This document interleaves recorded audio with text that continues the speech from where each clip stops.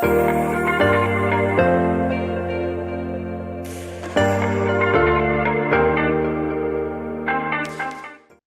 morning, everyone, and welcome to the fourth webinar of this 7 series webinar, Unlocking Your Adaptive.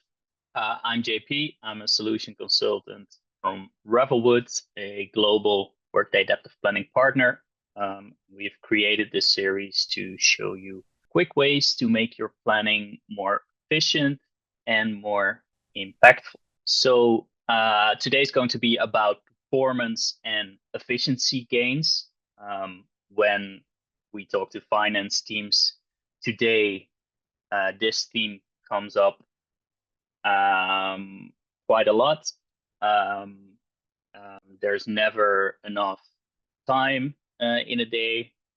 Too much of it is spent waiting for models to calculate, juggling versions, managing integrations, or refreshing your reports and sheets. And yet we all still expect faster insights, more accurate forecasts, and really instant answers. The pressure is not really going away, which is why efficiency and performance have become so critical to how we plan, how we integrate, how we analyze, and how we report. And in this session, we'll look at 7 ways to make adaptive planning work harder for you, not the other way around. So we'll explore tools and techniques that help you manage your model more efficiently, reduce the clutter, automate data flows, and improve your forecasting accuracy. So really from better version control to predictive forecasting, from linked accounts to scheduled reports. Each capability is really designed to help you reclaim your time and keep your planning processes running at peak performance. So without further ado, and I'm going to start with the Planning Center. Planning Center is in model management. And with Planning Center, you can have a look at how your model is performing. First, I'll start with this configuration metrics page, and I've just updated my date range, and this will give me a view on how many versions I have in my model, how many levels, dimensions, if there were some new dimensions added along the way, and with that, so dimension values. So really an at a glance view of your metrics in Adaptive. If we look at sheet metrics, then this already gives you a view on what are the sheets that you use the most, and what's the average time for them to open. So really in here you can see if there are certain sheets that take a lot of time to open and that you might need to investigate a little bit more and see what's going on and what's happening. If we go to report metrics, more or less the same thing, but then with reports. So also this will give you a view on all of your reports that you have, how many times you open them, and what's the average time for them to open. So really this gives you a view on the health of your model. Second item, also back into model management, are versions. Really 2 things that I want to highlight here. First thing being archiving versions. So I think a lot of adaptive users, they lock their versions, which is great. But when you archive the versions, then what Adaptive is going to do for you, it's going to calculate and save the values, calculated accounts and linked accounts.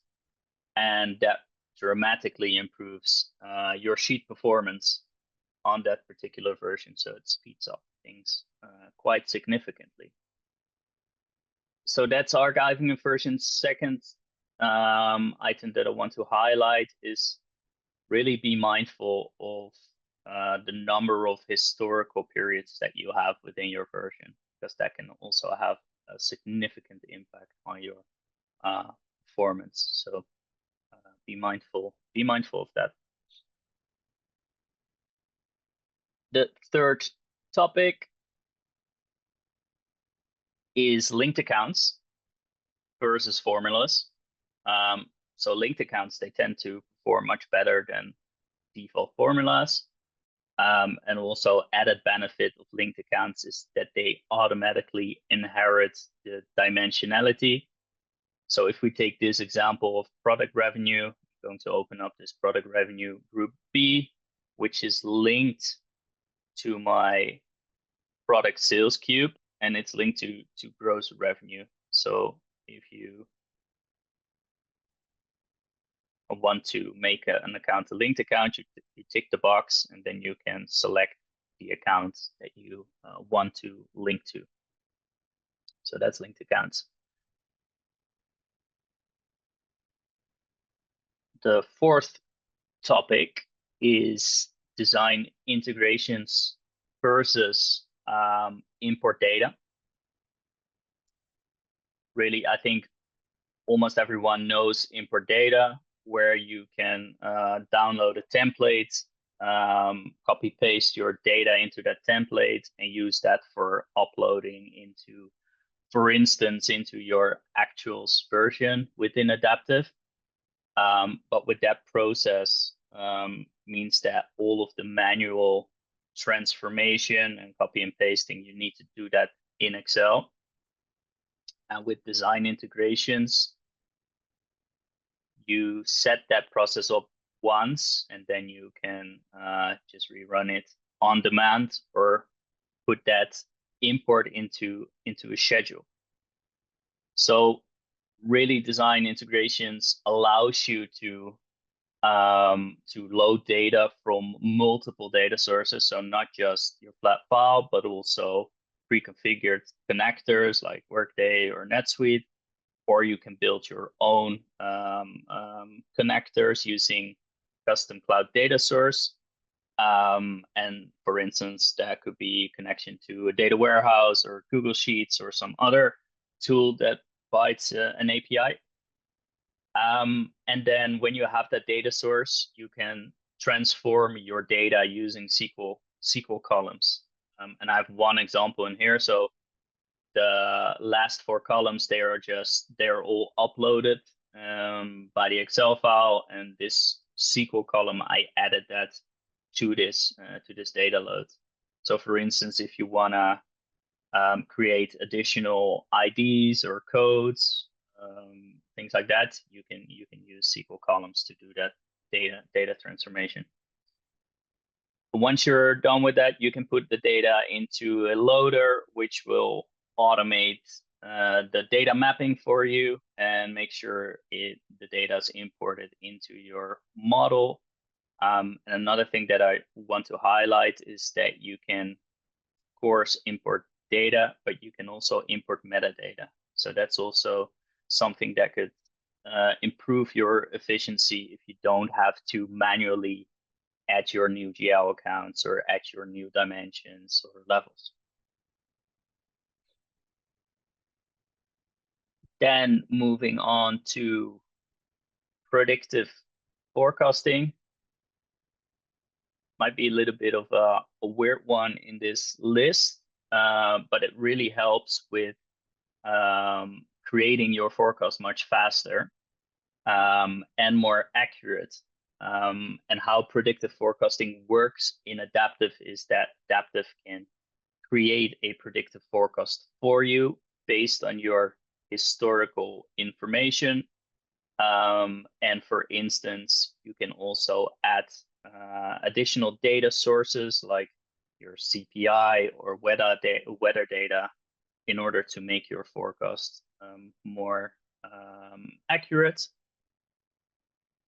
And that will, help you speed up the creation of your forecast. But what's also really useful is that you can, for this, I'm just going to select one product, is that you can import these forecasts as suggestions for your actual forecast number. So what we see in here in this product revenue sheet is that we have our NBEATs forecast, our profit forecast, and our auto feed forecast. These are all algorithms that are imported as suggestions, but in my unit a row, I actually populate the forecast, so I can use those numbers as suggestions. Then the sixth part, so this is really a new feature. I think a lot of people know that you can have multi-select within your drop-downs within a dashboard. So for instance, you can select a couple of dimension values, and then all of your dashboards, they will update accordingly. Previously, you were not able then to drill down into the numbers, but now with the new release, you can use Explorer data and really drill down into that number, and that will give you the breakdown of the dimensionality that you have selected within that dropdown. Really, benefit of this is that this eliminates the need for manual data exports, pivot tables, running multiple reports, and so on and so forth. Final one, report scheduling. So scheduled reports, they let you automate the running, exporting, and distribution of adaptive planning reports. So all of your reports, so the matrix, modeled reports, they can all put into a schedule. You set that schedule once, and then the report runs automatically at the specified time, which you can see right here. And it exports into the chosen format. So that could be PDF or Excel, or just the HTML report as a link. And optionally, you can also attach it via email, which can be very, very useful. So really what this does is it delivers consistent, secure insights without any user intervention. So just quickly to recap, if we look at the list, just go one slide back. Planning Center, archive versions, linked accounts, design integrations, predictive forecasting, DSAO Explorer for multi-coordinate support, and scheduled reports. They all have their particular business benefits in terms of efficiency and increased performance. What I also want to highlight, if you're interested, 2 of the previous webinars are already on YouTube. So you can, if you've missed those, you can go onto our Revelwood YouTube channel and just look at them in your own time when it's convenient. And final piece, on the 5th and the 6th of November, our next webinar will be around AI and machine learning in FP&A. You already had a sneak preview on that, but during this webinar, we're going to go much deeper into this topic. So with that, that brings us to the end of the webinar. Thank you so much for joining, and hope to see you all in 2 weeks.